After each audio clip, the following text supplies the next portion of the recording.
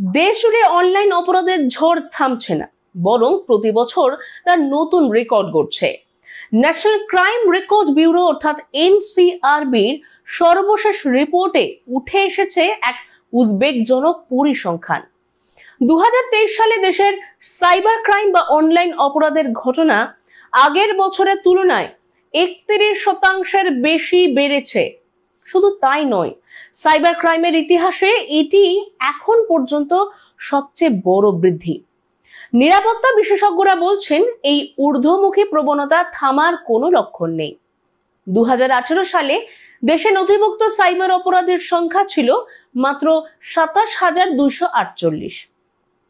এক বছর অর্থাৎ 2019 সালে তা বেড়ে হয় 44,735। তারপর থেকে প্রায় প্রতি বছরই এই অপরাধের গ্রাফ এক ধাপ করে ওপরের দিকে উঠছে।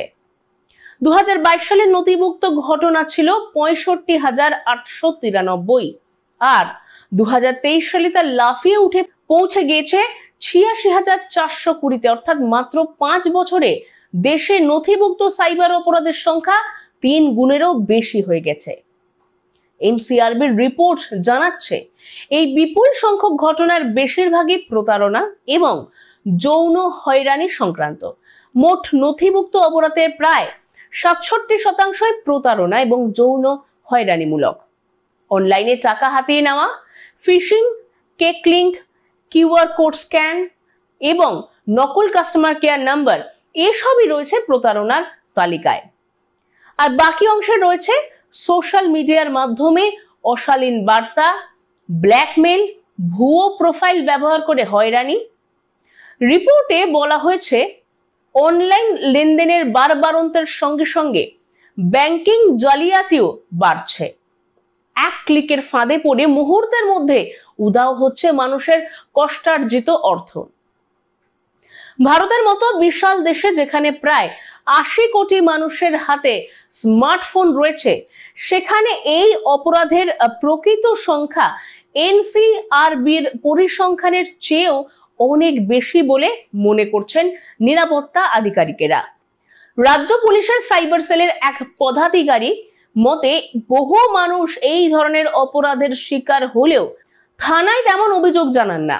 চুরি, ডাকাতি, পকেটমারির মতো অপরাধ হলে মানুষ জানেন কোথায় যেতে হবে, কিন্তু ব্যাংক অ্যাকাউন্ট থেকে টাকা তুলে নিলে বা অনলাইনে প্রতারণার শিকার হলে কি করতে হবে সেই বিষয়ে সাধারণ মানুষের ধারণা এখনো খুব সীমিত। ফলে অনেক ঘটনা নথিভুক্তই হয় না। রিপোর্টটি আরো জানাচ্ছে দেশের সাইবার অপরাধ দমনের পরিকাঠামো এখনো যথেষ্ট শক্তিশালী নয়। বিশেষজ্ঞদের মতে সাইবার সেলের জনবল, আধুনিক প্রযুক্তি এবং প্রশিক্ষণের অভাব রয়েছে। বড় শহরের বাইরের জেলা ও গ্রামীণ এলাকায় সাইবার অপরাধ দমনের ব্যবস্থা প্রায় নেই বললেই চলে। এর ফলে অপরাধীরা সহজেই পালিয়ে যাচ্ছে। ধরা পড়লেও প্রমাণের ঘাটতিতে বিচার প্রক্রিয়া জটিল হয়ে পড়ছে।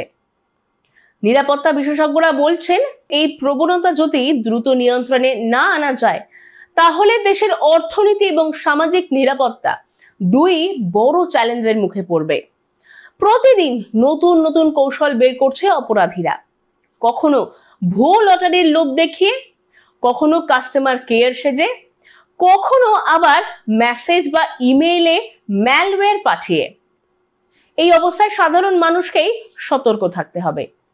সন্দেহজনক লিঙ্ক বা অচেনা নম্বরে ক্লিক না করা, ব্যাংক ওটিপি বা পাসওয়ার্ড কারো সঙ্গে শেয়ার না করা, অফিসিয়াল অ্যাপ ও ওয়েবসাইট ছাড়া লেনদেন না করার মতো ছোট ছোট সচেতনতা বড় বিপদ থেকে রক্ষা করতে পারে। সরকারও ধীরে ধীরে পদক্ষেপ নিচ্ছে। কেন্দ্রীয় তথ্য প্রযুক্তি মন্ত্রক সাইবার অপরাধের বিরুদ্ধে হেল্পলাইন 1930 চালু করেছে, যেখানে ফোন করে তাৎক্ষণিকভাবে প্রতারণার ঘটনা জানানো যায়। অনেক রাজ্য সাইবার থানার সংখ্যা বাড়াচ্ছে, প্রশিক্ষণ দিচ্ছে পুলিশ কর্মীদের। কিন্তু যতক্ষণ না সাধারণ মানুষ নিজের তথ্য ও অর্থ সুরক্ষার দায়িত্ব নিজে নিচ্ছে, ততদিন এই অপরাধ রুখে দেওয়া কোনোভাবেই সম্ভব নয়। 2023 সালের এই পরিসংখ্যান একটাই স্পষ্ট বার্তা দিচ্ছে, ভারতের সাইবার ক্রাইম এখন আর ভবিষ্যতের হুমকি নয়, এটি বর্তমানের ভয়াবহ বাস্তবতা। ডিজিটাল ইন্ডিয়া যত এগোচ্ছে ততই অপরাধীদের কৌশল বদলাচ্ছে, প্রযুক্তি আরো জটিল হয়ে উঠছে। তাই এখনই সতর্ক না হলে আগামী দিনের ক্ষতি সামাল দেওয়া কঠিন হয়ে পড়বে। নেক্সট জেন বাংলার পক্ষ থেকে সকল দর্শকদের বারবার একটাই পরামর্শ, সতর্ক থাকুন, সচেতন থাকুন, নিজের তথ্য নিজের হাতে রাখুন, আর কোনো সন্দেহজনক ঘটনা ঘটলে দ্রুত সাইবার হেল্পলাইনে জানান।